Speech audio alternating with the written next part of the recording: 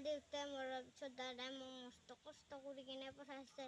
এতিয়া মই পঢ়ি শুনি কিনে মই এতিয়া ডাঙৰ মানুহ হ'ব লাগিব। অ' ৰংগা বল আমাৰ লগত খেলিবলৈ বল সোনকালে। অ' ৰংগা তই কলৈ যাও?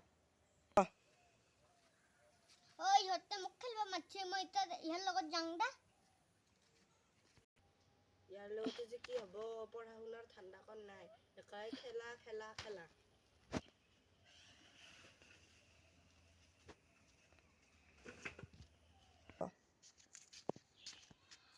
ইহঁতৰ ঘৰত যি মাক দেউতাক আছে ইহঁতটো ভাল কৰি বহাই কেনে খুৱাই।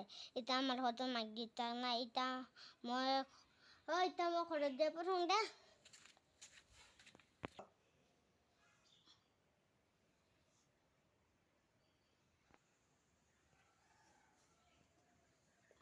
অ' বাবু তাহোন তোৰ তাতে লকতা খেলি আছো, তই কিয় ইয়াতে পঢ়ি আছা? দাদা তাৰ ঘৰত না, তাৰ ঘৰত যি মাক বাপেক আছে সেইকাৰণে তাহাঁতৰ ভাল কৰি বহি কিনে খাব পাই আছে, আৰু সেইকাৰণে